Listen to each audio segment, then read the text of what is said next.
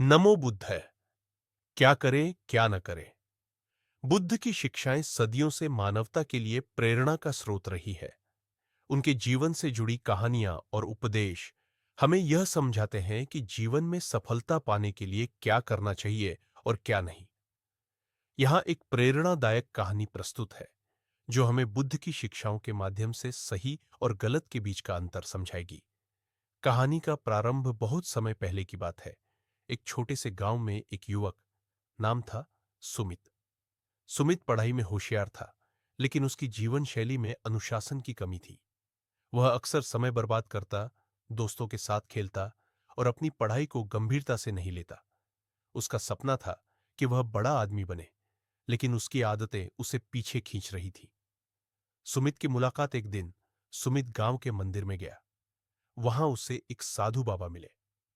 बाबा ने उसे ध्यान से देखा और कहा, तुम्हारे चेहरे पर असंतोष का चिन्ह है। क्या तुम जानते हो कि तुम्हें अपने जीवन में क्या करना चाहिए? सुमित ने जवाब दिया, मैं चाहता हूं कि मैं सफल बनूं, लेकिन मुझे समझ नहीं आ रहा कि मुझे क्या करना चाहिए। बाबा ने मुस्कुराते हुए कहा, यदि तुम सफल होना चाहते हो तो तुम्हें कुछ महत्वपूर्ण बातें समझनी होंगी। सबसे पहले अपनी समय की कद्र करो। समय बर्बाद करना सबसे बड़ा अपराध है।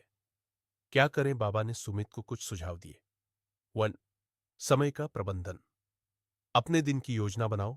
एक निश्चित समय पर पढ़ाई करो और अपनी अन्य गतिविधियों को सीमित करो। यह तुम्हें अनुशासन सिखाएगा। 2. स्वस्थ आदतें विकसित करो। सुबह जल्दी उठो, व्यायाम करो और ध्यान लगाओ। यह तुम्हारे मन और शरीर को तरोताजा रखेगा। 3. सकारात्मक सोच। हर दिन सकारात्मक विचारों के साथ शुरू करो। अपने लक्ष्यों को याद रखो और नकारात्मकता से दूर रहो। 4. सीखने की ललक। हर दिन कुछ नया सीखने की कोशिश करो। ज्ञान का कोई अंत नहीं होता, इसलिए हमेशा सीखते रहो। 5. समाज सेवा। अपने समय बाबा ने सुमित को कुछ बातों से भी सावधान किया। 1. बुरे संगति। बुरे दोस्तों से दूर रहो। वे तुम्हारे विकास में बाधा डालेंगे और तुम्हें गलत रास्ते पर ले जाएंगे। 2. दूसरों की आलोचना। दूसरों की बुराई करने से बचो। हर किसी में कुछ ना कुछ अच्छा होता है, उसे पहचानो। 3. आलस्य। आलस्य से बचो। यह तुम्हारे सपनों का सबसे बड़ा दुश्मन है। 4. अत्यधिक तनाव। जिंदगी में तनाव से दूर रहो। चिंता करना जीवन का एक हिस्सा है, लेकिन इसे अपने ऊपर हावी मत होने दो। 5. छोटी छोटी चीजों को नजरअंदाज करना। छोटी छोटी सफलताओं का जश्न मनाओ। यही तुम्हें आगे बढ़ने की प्रेरणा देंगी। परिवर्तन का आरंभ सुमित ने बाबा की बातों को गंभीरता से लिया। उसने अपने जीवन में बदलाव लाने का फैसला किया। पहले तो उसे कठिनाई हुई, लेकिन धीरे धीरे उसने अपनी आदतों में सुधार किया। उसने समय का प्रबंधन किया, पढ़ाई पर ध्यान केंद्रित किया और सुबह उठकर ध्यान करने लगा। कुछ ही महीनों में सुमित ने अपनी कड़ी मेहनत का फल पाया। उसने अपनी परीक्षा में अच्छे अंक प्राप्त किए और उसे एक प्रतिष्ठित कॉलेज में दाखिला मिला। उसकी सफलता ने उसे और भी प्रेरित किया।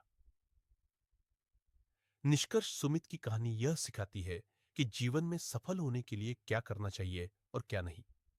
बुद्ध की शिक्षाओं का अनुसरण करते हुए हमें अपने जीवन में सकारात्मकता, अनुशासन और धैर्य को अपनाना चाहिए। सफलता की यात्रा आसान नहीं होती, लेकिन यदि हम सही दिशा में प्रयास करते रहे तो हम निश्चित रूप से अपने लक्ष्यों को प्राप्त कर सकते हैं। नमो बुद्धाय कहकर हम बुद्ध की शिक्षाओं को अपनाते हुए अपने जीवन को सार्थक बना सकते हैं।